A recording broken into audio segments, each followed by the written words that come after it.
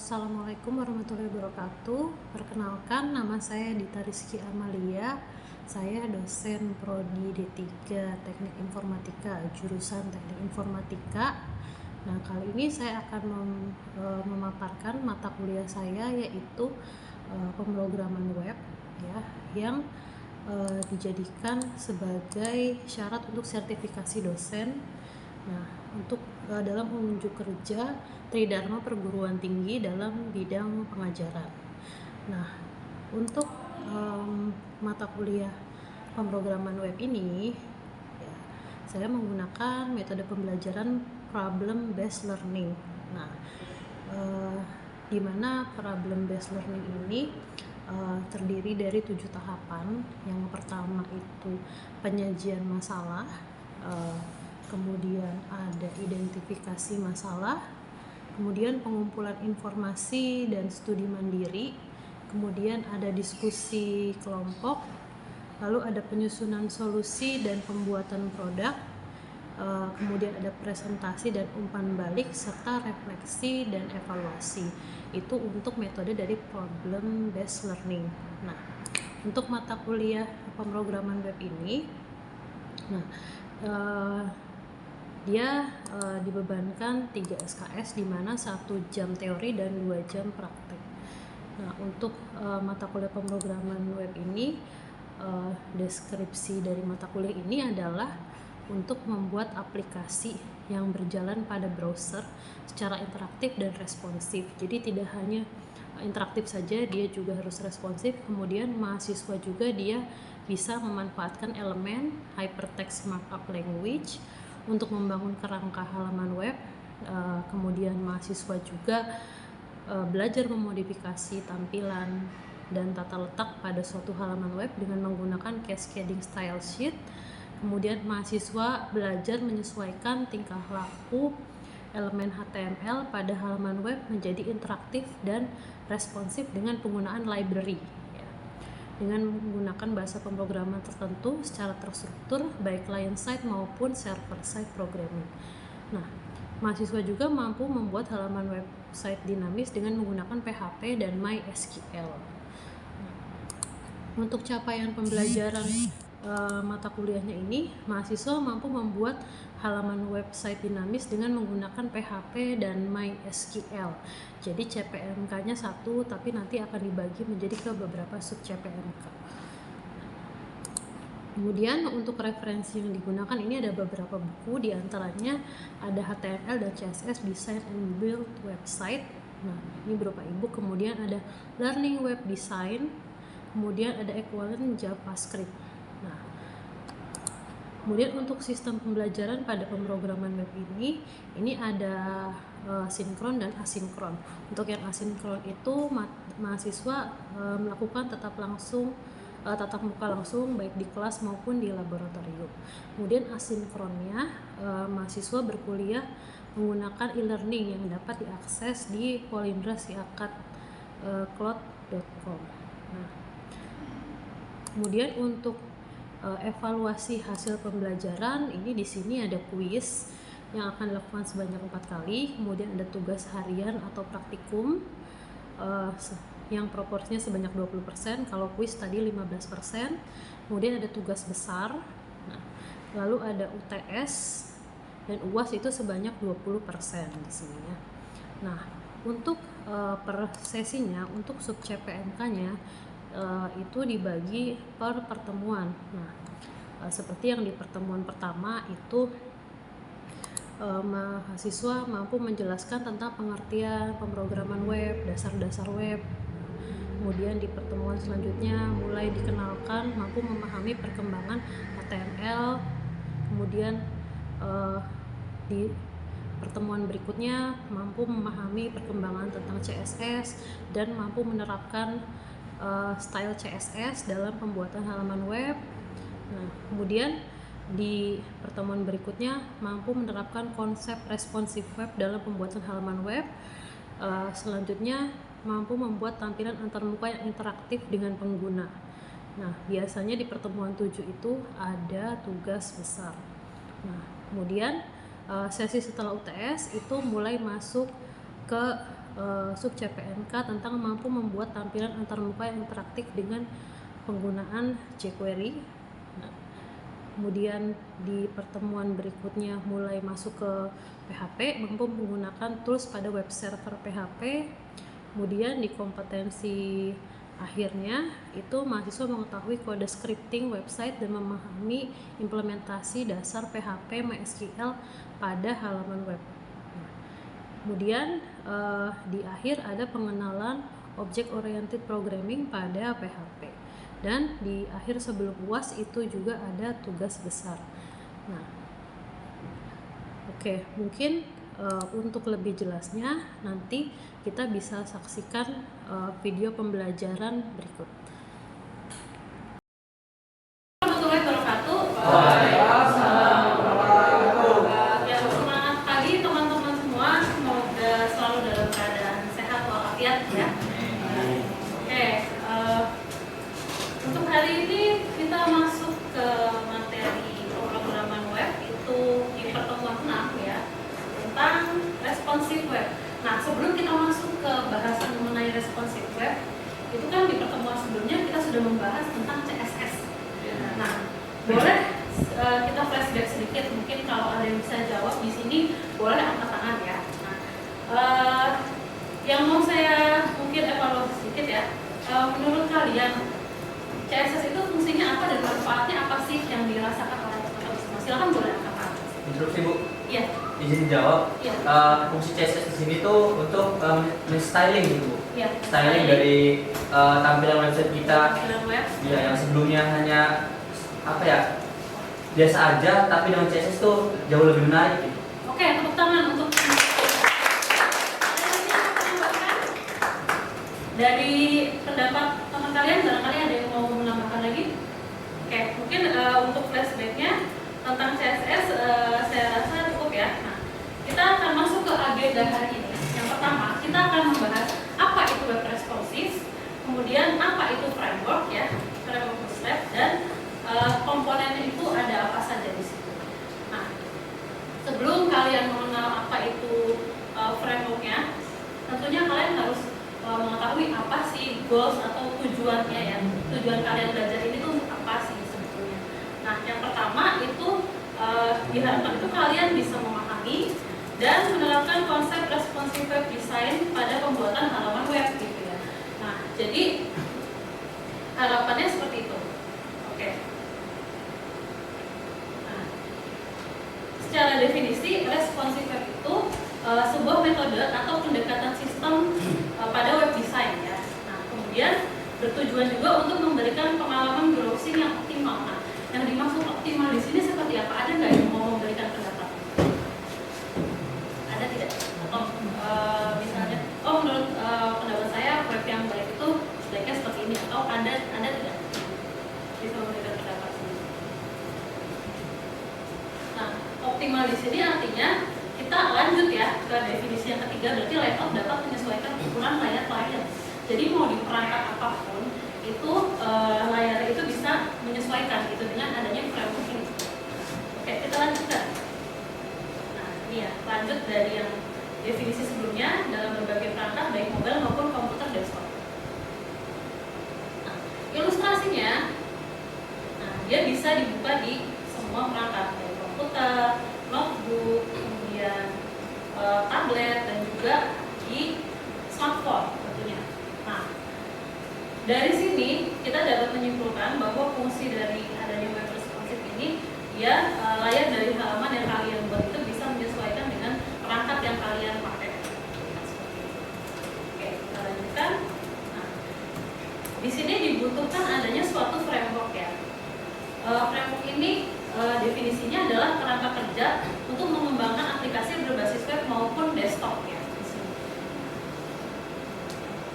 Di sini juga memudahkan kita memproses pengelolaan kode program, dan kemudian adanya dokumentasi. Jadi pada intinya dengan adanya framework ini, kalian kan punya script misalnya script CSS gitu ya. Nah, dengan adanya dokumentasi ini, itu script itu sudah ada, hanya tinggal kita jalankan saja. Hanya tinggal kita panggil saja pengkodeannya. Jadi tidak membutuhkan penulisan script yang lebih banyak. Oke. Nah, kenapa sih di sini kita menggunakan bootstrap? Ada yang tahu nggak alasannya? Mungkin dari kalian selain yang ada di layar slide ini, ada yang mau memberikan alasannya kenapa sih kita pakai bootstrap? Sih Bu, Nah, boleh jawab ya Bu. Kenapa alasan kita ambil bootstrap tuh karena open source gitu dan juga gratis dan pilihannya juga banyak dan sudah tersedia template-templatenya gitu. Jadi kita tinggal pakai. Jadi plug and play gitu. Oke, tepuk tangan untuk teman kalian. Oke, jawaban yang bagus ya. Jadi dia yang paling mudah ini dia bersifat open source ya. Kemudian digunakan untuk kebutuhan pembuatan tampilan dari aplikasi web atau situs website. Kemudian dia juga terdiri dari beberapa kelas. Nah, ini salah satu yang menjadi keunggulan dari Bootstrap itu. Jadi kita hanya memanggil kelasnya, tidak perlu memanggil codingannya yang secara banyak itu ya. Jadi kita hanya memanggil kelasnya saja. Kemudian dia juga punya fitur yang mencakup library dari JavaScript. Jadi salah satu keunggulannya itu di sini. Ini tadi ya keunggulan lainnya.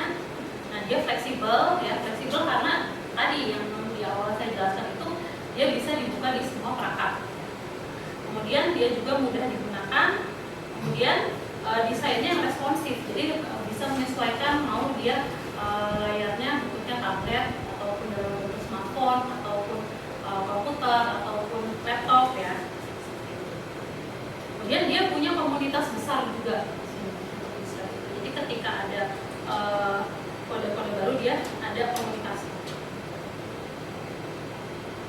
Nah, mungkin sambil kita coba, silakan boleh kalian buka websitenya. Ini sudah ada di sini untuk mendownload dari Bootstrap-nya. Silakan.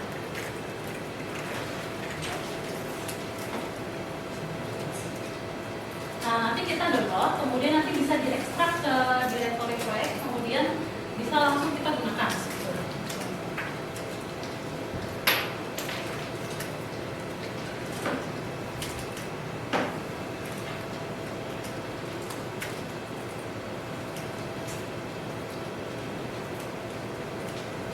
Oke, kita langsung aja mungkin ya. Kalau sudah, kita lanjut. Kalau sudah di download, saya mau menjelaskan sedikit tentang grid dan flexbox. Untuk grid dan flexbox ini dia jumlah maksimalnya ada 12. Kemudian contoh pembuatan kolomnya ada 3 kolom, dia 4, 4, 4 gitu ya. Jadi dia akan menyesuaikan dengan layar. Nah, gambarannya seperti ini. Mungkin kalau misalnya kita pakai HTML biasa gitu ya, itu kan kita harus menulis tuh size-nya berapa ya, yang ukuran besar, ukuran sedang, ukuran kecil. Nah, kalau dengan grid ini dia sudah ada, kalian nggak perlu nulis berapa px, tapi langsung aja pakai kode ukuran. Kayak misalkan mau ukuran medium ya udah pakai kolom MD seperti ini. Terus kalau yang mau ukurannya yang lebih besar lagi, tinggal kolom XL seperti itu. Untuk penulisan kolomnya, nah, itu sekilas untuk grid ya. Oke, kita lanjut lagi. Nah, ini icon. Nah, ini untuk icon. Kalau misalkan mau mendownload komponennya bisa di URL ini ya, untuk komponen iconnya. Nah, biasanya user itu cenderung lebih mengerti icon dibandingkan teks ya. Makanya di sini kita perlu menggunakan untuk icon ketika kita membuat atau merancang web kita. Oke, lanjut. Nah, kemudian di sini juga ada alert.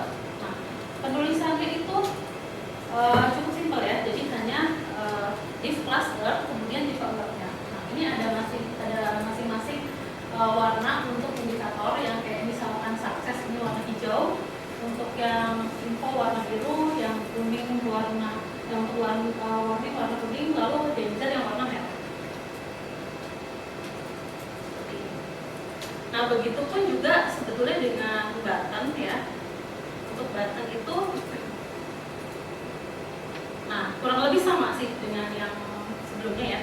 Dengan yang alert, dia sama button juga untuk indikator warnanya seperti ini. Nah, bedanya di sini ada button default aja.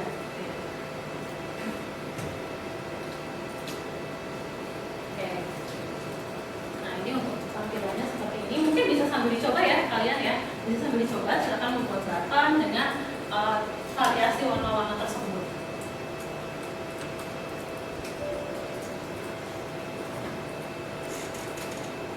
Nah, kemudian salah satu keunggulannya di dalam penggunaan Bootstrap itu adalah penggunaan form ya biasanya. Nah, untuk form ini dia ada namanya form control dan form group. Kemudian ada juga di bagian tabel. Nah, ini ada tipe tabel. Nah, tabelnya ini variasinya ada tabel border untuk membuat border tabel, lalu ada tabel stripe untuk berbeda-beda latar belakang, dan tabel buffer. Nah, ini tabel buffer biasanya warna untuk latar belakang tabel ketika disorot. Nah, jadi kalau kalian sorot itu nanti dia ada warnanya.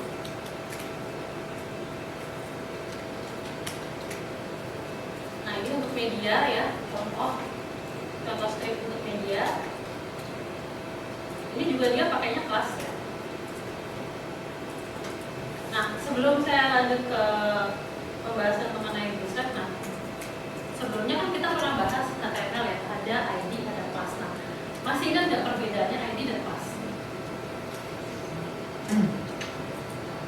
Perbedaan yang paling dasar. Interupsi Bu. Ya, silakan. Izin jawab ya Bu, Ya. perbedaan dengan ID dan juga Ya. kelas tuh. Ya. Kalau kelas tuh bisa untuk banyak objek, Ya. kalau ID cuma hanya satu. Cuma hanya satu. Oke, tepuk tangan. Temannya.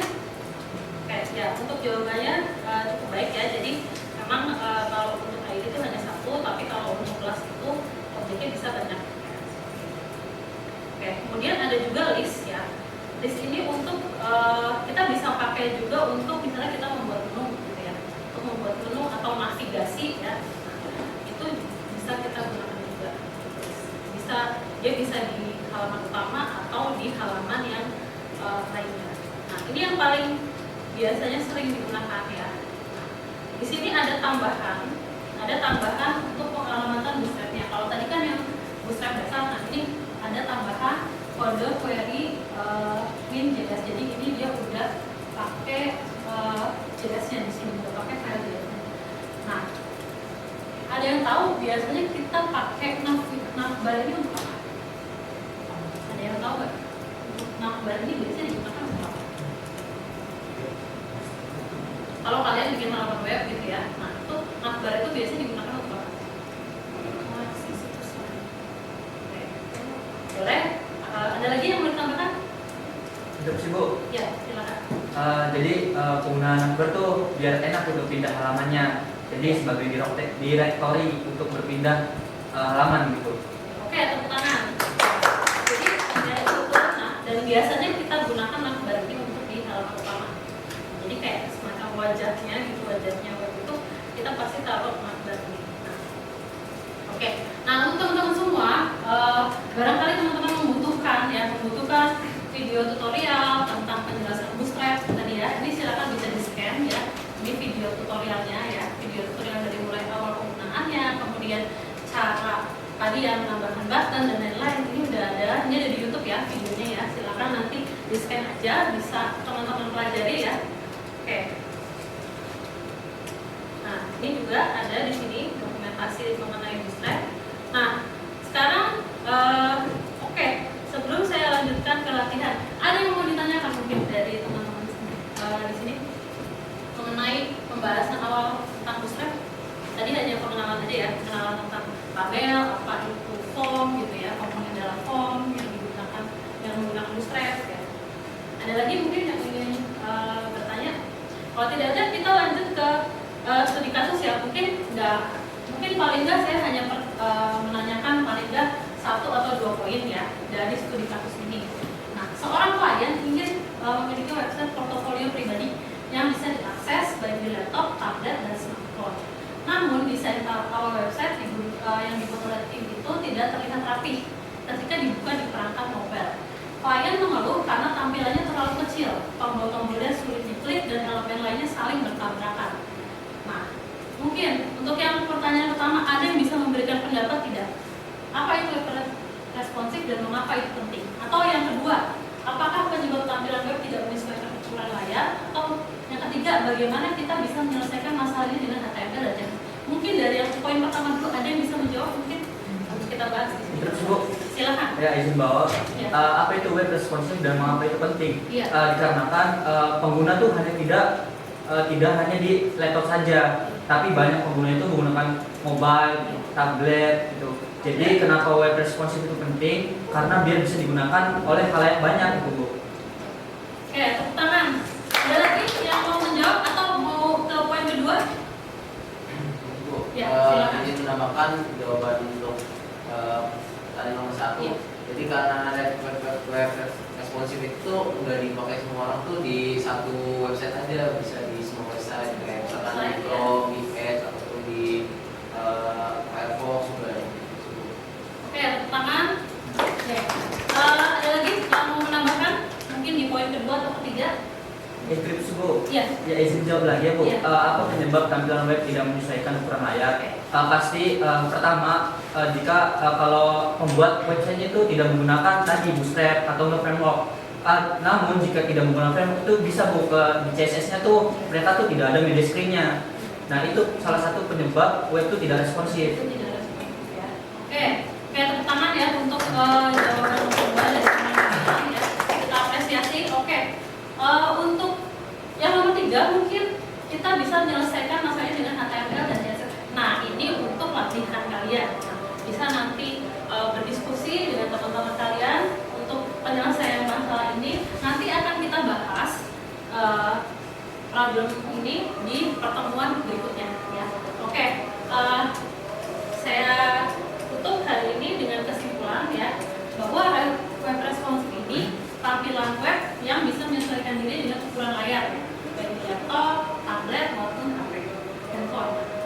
Ini Bootstrap sebagai alat bantu framework untuk memudahkan kita membuat tampilan web yang menarik dan responsif. Karena kenapa? Tadi kan dia merupakan kumpulan script ya, kumpulan script CSS. Makanya untuk menggunakannya ini lebih mudah, tinggal kita panggil kelasnya aja. Nah, kemudian sistem grid ini membantu mengatur tata letak web menjadi rapi dan mudah disesuaikan di berbagai ukuran layar ya. Nah, jadi ini dengan adanya grid ini dia menjadikan web kita menjadi lebih rapi. Kemudian yang keempat, Bootstrap punya komponen siap pakai seperti tombol, tabel, form yang bisa langsung digunakan. Tadi ya sudah saya jelaskan bagaimana cara kita memasukkan komponen Bootstrap pada tabel, pada form, kemudian pada tombol. Kemudian yang terakhir, belajar responsif web lebih mudah jika kita langsung dipraktikkan dan dengan membaca dokumen resminya yang tadi ya yang sudah saya share linknya di slide sebelumnya ya. Oke, untuk perkuliahan hari ini saya rasa cukup. Terima kasih atas kerjasamanya teman-teman mahasiswa, mudah-mudahan apa yang saya sampaikan bermanfaat ya. Wassalamualaikum warahmatullahi wabarakatuh. Waalaikumsalam warahmatullahi wabarakatuh. Demikian tadi deskripsi singkat mengenai mata kuliah dan pembelajaran mata kuliah pemrograman web di program studi D3 Teknik Informatika di jurusan Teknik Informatika. Saya ucapkan terima kasih kepada Kementerian Pendidikan, Sains dan Teknologi, kemudian kepada Politeknik Negeri Indramayu, kepada rekan sejawat dosen Politeknik Negeri Indramayu, dan juga kepada rekan-rekan mahasiswa. Akhirnya saya akhiri. Wabillahi taufiq wal hidayah. Wassalamualaikum warahmatullahi wabarakatuh.